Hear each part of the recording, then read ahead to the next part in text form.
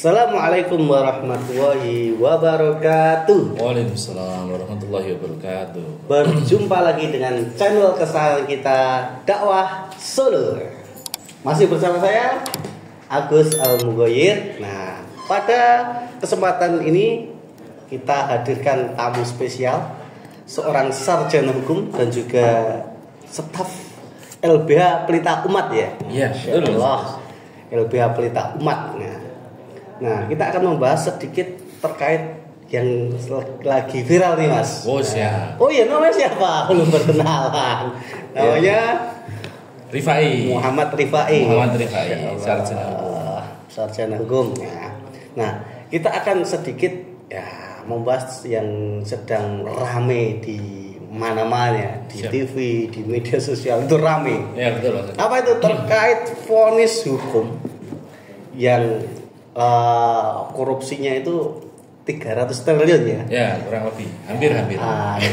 Tapi hanya di penjara, divonis 6,5 tahun. Nah, ini bagaimana pendapat Mas Rifa ini sebagai sarjana hukum ya? Oke, bismillah Mas Agus. Jadi memang lucu terkait hal yang viral ini ya. Jadi kita itu berada di negeri yang luar biasa ya. Dengan berbagai problematikanya terutama di perihal hukum. Jadi memang dari dulu hukum itu menjadi sebuah yang sebagai mata pisau lah. Jadi kadang memang tajam ke bawah gitu ya, dan tumpul ke atas itu. Sering sekali terjadi seperti itu. Nah, apalagi ini kasus yang viral ini di mana-mana TikTok saya FYP terus Mas Agus. Terkait itu. Wah, jadi saya pengen kepo. Sebenarnya ada apa sih, masalah apa gitu. Atau udah diterangkan sama Prof Mahmud MD juga gitu ya, terkait perihal itu. Jadi memang sebenarnya penerapan hukum di Indonesia ini sangat kacau gitu. Pertama itu kurangnya integritas. Jadi integritas atau dedikasi atau komitmen dari penegak hukumnya itu tuh kurang profesional gitu. Ya, itu suap atau apa itu? Nah, betul. Jadi itu yang paling banyak kita dengar ya, dan itu fakta ternyata. Jadi teman-teman saya yang ada di luar sana juga yang sebagai lawyer juga banyak gitu ya. Nah, itu intinya kan simpel banget. Kenapa mereka butuh lawyer? Karena pengen menang kan itu. Iya. Jadi ketika ada masalah gitu ya, dia membuat suatu masalah gitu ya, dia butuh lawyer yang luar biasa. Gimana caranya biar yang tadinya salah gitu ya, menjadi sedikit salah. Itu tetap salah sebenarnya gitu, tapi sedikit. Dengan cara bagaimana ya? Nanti pinter-pinternya lawyer itu untuk jadi ini ya, lo punya duit, lo punya kuasa. Kacaunya di situ memang. Jadi memang di negeri kita yang tadi pertama kurangnya integritas, terus yang kedua itu ada kesenjangan sosial yang ekstrim. Nah, jadi itu apa hubungannya dengan kesenjangan? Jadi gini, mereka itu bersusah payah untuk menjabat di sebuah anggaplah instansi hukum gitu ya, entah di peradilan, kejaksaan dan kawan-kawan gitu ya. Itu kebanyakan ya sama kayak sebelah gitu ya. Jadi ada caranya kita gini sama ini gitu. Kita paham lah, ini ada sesuatu di sana. Nah, ketika jadi ada under table-nya gitu ya. Jadi ketika under table itu menjadi cara untuk dia berada di sana itu intinya terus mengambil bicaranya gini balikin modal aja. Jadi lucu kan. Nah, makanya itu dugaannya itu ya ke situ. Jadi mungkin siapa tahu Pak Hakimnya mungkin dulu terlalu banyak under table-nya gitu ya. Jadi mungkin nggak tahu juga sih akhirnya mengembalikan modalnya mungkin seperti itu atau gimana itu. Ya, jadi itu yang terjadi di hukum kita di negara Konoha ini ya. Kalau tadi lihat di video ini kan, ketika diputuskan 6,5 tahun itu kan kayak bahagia banget. Wah, salah sempurna gitu loh. Nah itu konyolnya di situ gitu ya. Jadi memang tadi perannya advokat itu luar biasa ya. Gimana lobby-lobby peradilan itu yang sangat getol itu akhirnya bisa memberikan memberikan saran, celah dan sebagainya. Misal namun sih lobby Pak A itu nanti sekian, lobby Pak A sekian itu. Nah, itu nanti ada tuh. Memang ada terjadi di peradilan hukum kita yang benar-benar sangat kacau. Iya. Sampai di beberapa sebelumnya itu kan dalam waktu yang ya hampir bersamaan kan ada seorang laki-laki yang nyolong motor itu ya. Betul. Itu sampai di bubuki sampai mati kan gitu. Nah, itu mungkin ya masyarakat kita juga kurang paham perihal hukum gitu ya. Jadi udah nggak ada krisis kepercayaan di peradilan gitu kan. Terus ya penegak hukumnya juga udah mulai kurang dipercaya gitu. Misal dari teman-teman kita yang geng brown itu ya, geng coklat itu ya. Itu juga sama itu. Akhirnya ini masyarakatnya mengambil tindakan sendiri. Ya seperti itu. Kayak kasus dulu juga pernah yang nyolong apa itu? Tela atau coklat itu ya. Oh iya, nenek itu. Iya, nenek itu hukumannya itu padahal untuk kebutuhan hidup ya. Betul. Nah, itu segini. Nah, ini saya melihat juga memang hukum ini kan saya sebagai rakyat jelata ya. Itu kan kayak sangat tumpul, sangat tajam banget ke bawah ya. Betul. Nah, tapi ke atas itu sangat tumpul gitu. Ya. Nah, makanya sampai dengan putusan itu kan banyak meme yang cukup viral juga ya. Mendingan aku di penjara 6 tahun setengah, enggak usah 300 lah, sak triliun wae gitu. Ya. Itu akhirnya gitu ya. Jadi, wah nek ngono carane mending wis tak ijoli wae Pak, ra apa-apa. Iya, karuan ya. Setahun ra apa wis pirang atus itu gitu ya. Itu memang yang terjadi. Karena masyarakat kenapa seperti itu? Mereka enggak punya solusi lain. Iya. Jadi masyarakat kita itu sukanya sama solusi-solusi praktis. Iya. Dimana nek melakukan suatu kejahatan sekian itu makanya hukumannya harus sekian gitu. Nah kayak statementnya Bapak Presiden kita gitu ya. Ya kok bisa 50 tahun lah gitu. Padahal kira-kira rela nggak atau patut nggak sih sebenarnya 300 triliun kurang lebih gitu ya. Cuma 50 tahun penjara gitu. Sedangkan itu merugikan se-Indonesia ya ibaratnya gitu ya. Iya. Nah, kalau saya sendiri ya kalau dimintai sikap apa ya saya enggak setuju. Harusnya kan dia dimiskinkan. Nah, betul. Dibekukan asetnya. Pajak kemarin yang susu, lali aja. Dia diblokir ya, masa koruptor yang luar biasa itu ini enggak bisa kan lucu. Lah kalau kemudian nanti hanya di penjara 6 tahun setengah, tapi hartanya dan juga denda berapa? 200 miliar ya? Miliar. Ya itu ya. Itu keluar kan masih ultra kaya gitu ya. Masih itu punya aset banyak di deposit aja gitu kan. Nah, dia di penjara penghasilan tetap jalan kan gitu. Betul. Nah, itu memang yang jadi Mas Agus. Tadi benar hukum itu tumpul ke atas ya. Tumpul ke atas betul. Nah, jadi memang perihal kalau punya backingannya semakin kuat gitu ya. Nah, itu akan semakin berliha-liha gitu. Iya. Kebal hukum. Kalau enggak viral enggak diangkat. Kan gitu yang lucu lagi itu di ini Mas Agus. Admin Gerinda selalu di-tag perihal kasus ini. Jadi setiap ada yang posting perihal kasus ini, mana admin Gerinda kok hilang admin Gerinda. Nah, itu kenapa seperti itu?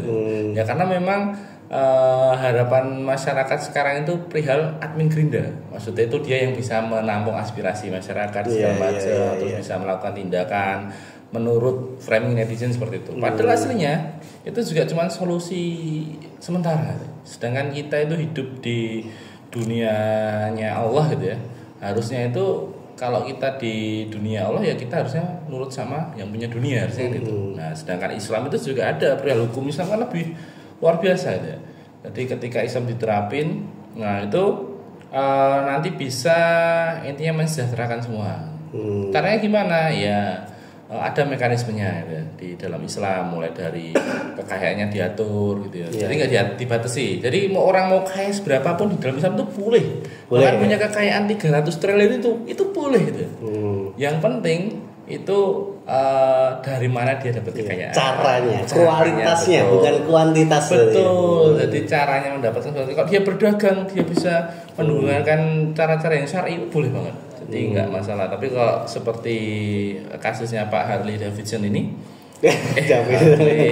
Harley lah ya, Pak Harley ini itu menggunakan cara-cara yang jelas-jelas batil lah ya.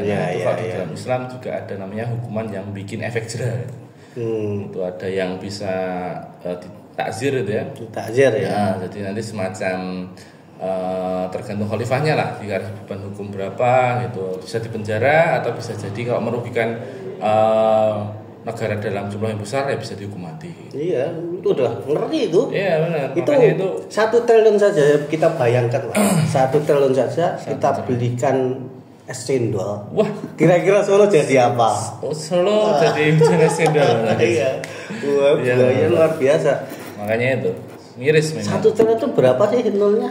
Banyak kan? Nolnya 12. 1.000 miliar kan itu? Iya, 1.000 miliar. Jadi 12 nol. Iya, itu berapa kemudian kerugian ya? Betul. Jadi pernah tanya ke AI nih sebenarnya.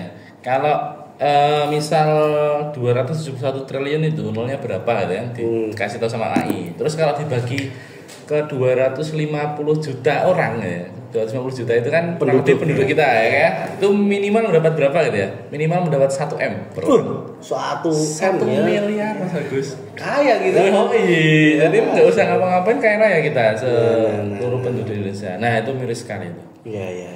Betul. Nah, ini harapannya apa ini dengan atau sarannya untuk ya hukum di Indonesia ini agar kemudian bisa memberikan keadilan seperti itu. Oke, jadi memang harusnya gitu ya.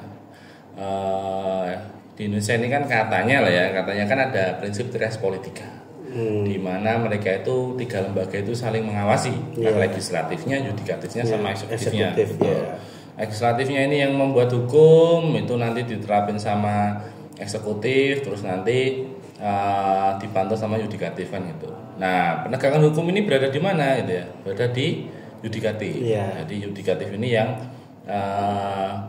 mengawasi ini yang gitu. Nah, tapi lucu lagi sebenarnya itu. Kita ini hidup di bumi ya Allah sekali lagi gitu ya. Nah, kita malah diatur sama diri kita sendiri gitu ya. Sama manusia sendiri yang malah membuat-buat hukum ya, yang nggak tahu tuh benar atau salah, pas atau enggak. Yang nyatanya gini, hukuman di Indonesia yang seumur hidup itu apakah benar seumur hidup gitu ya? Ternyata enggak. Banyak kasus yang cuman 20 tahun penjara gitu ya, habis itu dibebaskan. Karena berkelakuan baik ya. Nah, apalagi kalau berkelakuan baik.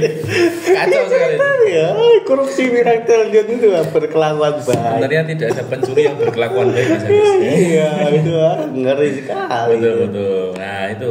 Jadi pengennya harusnya tuh sadar diri gitu ya, semua itu pasti mati gitu ya, kematian itu pasti datang gitu ya.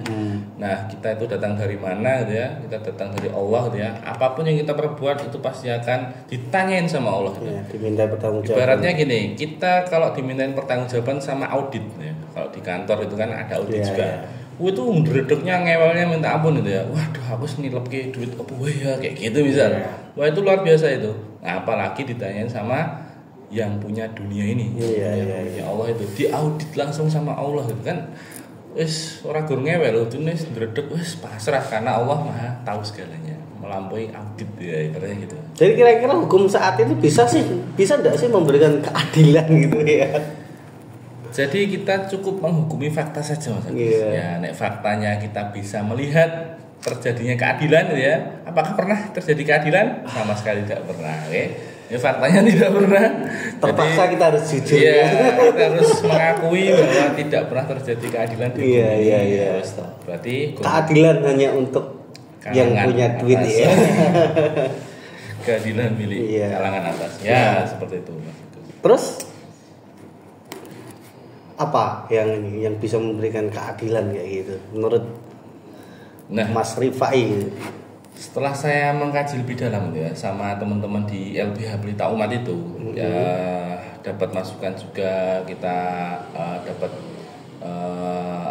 kajian tentang Islam gitu ya. Nah, ternyata satu-satunya bisa memberi keadilan itu adalah orang yang tidak berkepentingan. Jadi sesuatu yang ada enggak orang yang tidak berkepentingan? Kalau di dunia ini nggak ada. Makanya kita perlu melibatkan sesuatu yang tidak memiliki kepentingan sedikit pun atas dunia ini. Apa itu? Siapa itu? Itu Allah Azza wa Jalla. Jadi ketika kita menggunakan hukumnya Allah yang tidak mempunyai kepentingan sedikit pun untuk kekayaan beliau, ya. Mahal kaya, butuh kekayaan. Mungkin. Nah, itu insya Allah pasti, bukan insya Allah lagi, pasti bakalan keadil. Iya. Hukum Allah berarti. Masya Allah. Seperti itu Mas Agus. Iya. Saya juga pernah membaca hadis ya kurang lebih. Saking kemudian ditegakkannya hukum ini, karena katanya kan kehancuran suatu kaum terdahulu itu karena dia itu tadi tajam ke bawah, tumpul ke atas. Betul. Nah, makanya sampai kemudian Rasul mengatakan andai saja Fatimah binti Muhammad, Fatimah kan anak beliau, anaknya Rasul, Sarokot, mencuri, maka dia sendiri akan menghukum. Nah, ini menunjukkan bahwasanya hukum Islam itu sangat tegas ya. Bahkan kepada keluarganya sendiri juga tegas. Jadi tidak pandang bulu seperti itu. Nah, dan saya juga membaca ini yang juga terbukti seperti itu ya, berabad-abad ya, ini terbukti semacam itu. Walaupun ada 1-2 itu kan ya itu kan manusiawi lah, artinya ada, cuma kan tidak separah kemudian saat ini yang namanya tadi Islam yang apa sih ini, yang menjalankan ya tetap manusia, ada salahnya juga. Nah, kalau sekarang itu korupsi itu kayak bancaan ya itu memang fakta ya, dari berita-berita di mana-mana ya wis, jadi memang seperti itu. Maka dari itu penting banget untuk kembali ke hukumnya Allah. Masya Allah, dengan hukum Allah insya Allah memberikan rahmat gitu ya.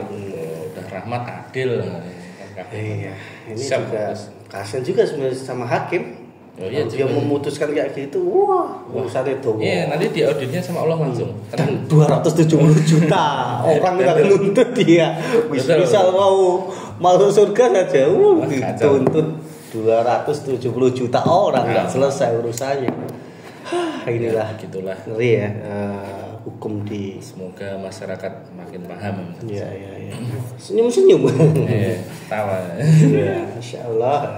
Nah, itu ya. Siap Mas Agus. Nah, menarik ya apa yang kita bahas ya terkait hukum di Indonesia ini ya, begitu carut marut mengerikan kan gitu. Nah, ternyata memang yang bikin itu yang manusia, tadi ya, yang mana manusia itu lemah, terbatas, serba kurang. Sehingga kalau mau bikin produk hukum ya tentu terbatas. Kemarin ada juga yang bikin apa itu, judi kan, judi itu. Nah, orang judi kumpul untuk buat hukum diterapkan ke tengah-tengah kita ya, hancur lah. Nah, maka memang tadi seperti yang disampaikan Mas Rifai tadi ya, tidak ada keadilan kecuali hukumnya Allah Subhanahu wa taala. Masyaallah. Baik, menarik sekali ya apa yang kita bahas. Dan karena waktu sudah habis ya durasinya. Nah, insya Allah kita akan sambung dengan bahasan-bahasan hukum lainnya. Insya Allah. Menanggapi hukum siap ya nanti ketika kita undang ke dakwah Solo. Nah, menarik lah. Menarik ya, kita insya Allah akan kita ulas dari sisi hukumnya bagaimana, khususnya bagaimana. Gitu ya. Baik, itu yang dapat kami sampaikan dari saya Agus Setiawan, dari host dari dakwah Solo undur diri. Bersama juga Mas Rifai, sarjana hukum. Assalamualaikum warahmatullahi wabarakatuh. Waalaikumsalam warahmatullahi wabarakatuh. Mas Agus. Alhamdulillah. Amin. Harus gitu ya.